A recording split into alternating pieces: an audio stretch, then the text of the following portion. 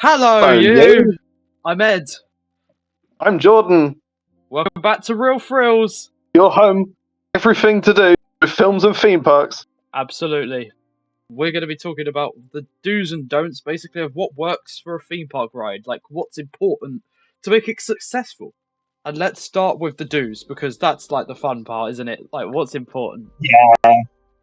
So, one of the big do's for us, and that is immersion. Immersion is so important when you're creating a ride.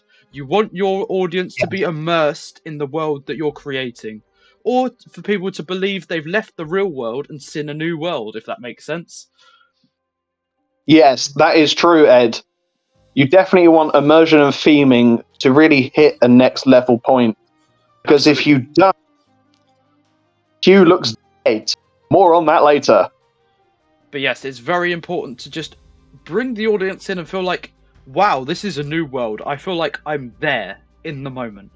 And some examples of this is mostly in Disney.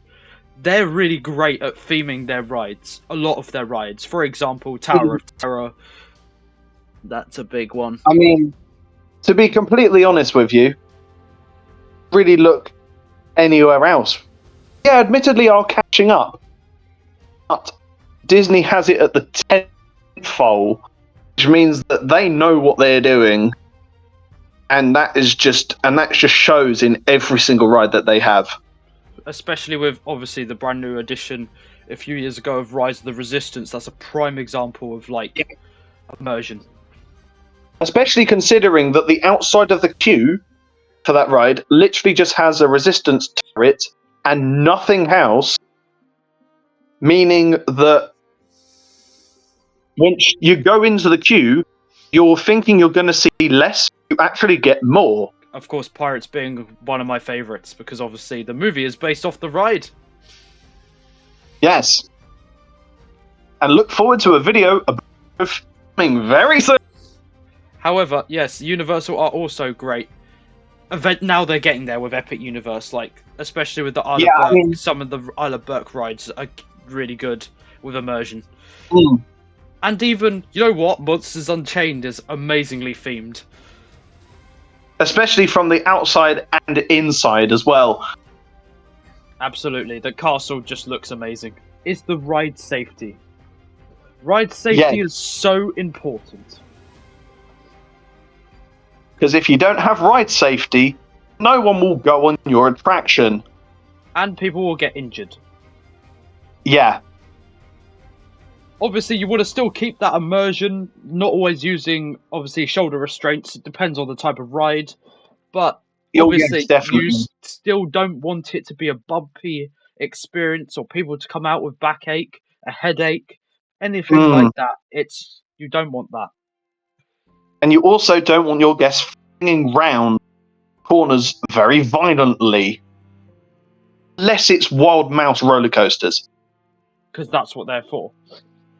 Yeah, Another big important do for us is having a wow moment or something that you just go, I really love that moment on the ride. And a prime example for me is Jurassic Park River Adventure with the T-Rex at the very end.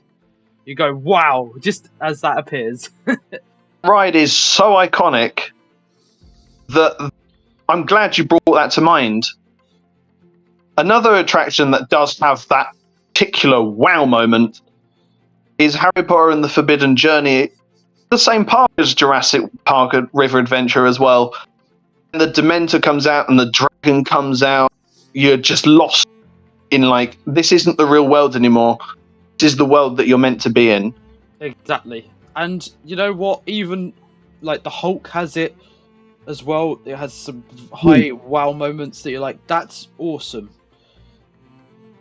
And it's just really brilliant. Yes.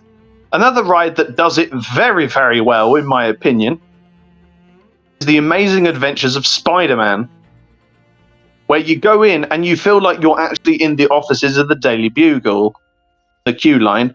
So then you get on the ride and it feels like you're outdoors even though you are inside. And another good do for us, I didn't include this one on the presentation originally, animatronics. Using them. Yeah. to your advantage. Not too many, not too little, but just feels more real. Hmm. And now let's move on to some don'ts, as we've covered quite a lot of do's for us, which are very important.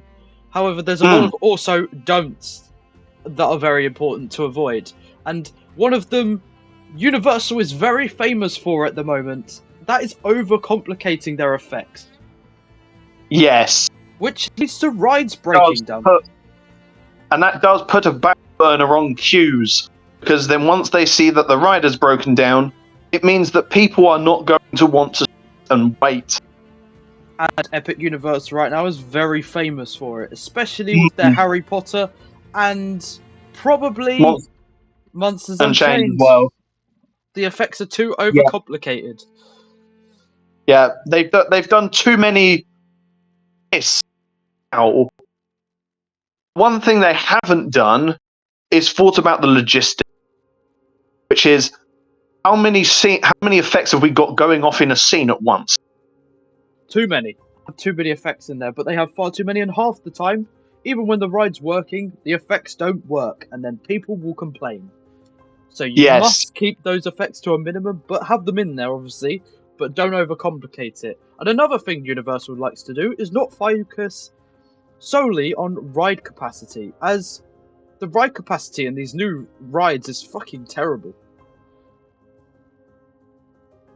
Yeah, I mean, the one thing you want to do is that when a ride is going to be popular, because if it's from the big companies like Disney or Universal, make sure that they have a specific number of guests traveling through the attraction an hour. Exactly. However, there are times where those types of things can go wrong. When they have rides like, for example, Seven Dwarfs Train, have only about 2 trains and a limited number of seats. Also, I don't know why this ride is so popular, because this is another thing. The queue line is boring. There's no theming in it at all. And the pre-show is rubbish as well. So that's also very important. Having a good pre-show and queue line to keep people, as they're standing there, like occupied or like got things to look at and talk about, rather than this boring, there's nothing to look at here sort of moment. Because you know what? A lot of UK theme parks don't really prioritize theming and stuff in the queue lines as much. It's just you queue outside or you queue in a building, nothing, and then that's it. However, obviously, Portland's Park is big on theming, so that's what I like about Portland's Park. I would say, though, the kings of theming, right, when it comes to theme parks, say Universal has it over Disney. Oh yeah, Universal are brilliant at theming. Yeah, because the UK parks don't really have it whatsoever, considering most of the queue lines for the UK rides are mostly just, well, what I like to call car park queues, which are basically just lines with nothing in them. There is a couple of exceptions, though. There is a couple of exceptions. However, there is quite a number of rides here in the UK that are just queue, that's it. I mean, one of the best queues for us probably in the UK is the shooter attraction at Chessington. That has an amazing queue line. I'd say the shooter attraction at Legoland as well. What's it called? Laser Raiders? Yeah, that's it. Yeah, and they're two blaster. That. Yeah, both of them. Yeah, both of them, they're exceptions. There are rides like Haunted House Monster Party, Room on the Broom as well, and maybe we might as well get in as well. The Ninjago ride at Legoland as well. Basically have nothing. Also, Jordan touches on a good point here. So another good point that Jordan's just touched upon, which is another don't for us, is overdo the screens, which Universal Studios does heavily. Yeah, I mean, the opening half, as we've stated in our Universal Studios, talk, is that the fact that the front half of the park has basically more screen attractions than it does anything else. Yeah. And yeah, that puts it down, especially when, you can agree with me, right? Minion Mayhem is bad, At least the queue has. Universal, mainly to you, not so much Disney. Stop focusing on screens. Just stop. It doesn't help. Asking what happened to the budget once you got past the queue line. Also, I mean, Disney have stopped a bit now, but Ratatouille also had screens. Like, bro, why? I mean, Ratatouille, I'll tell you this. Ratatouille is a cartoon film, so it gets away with it slightly.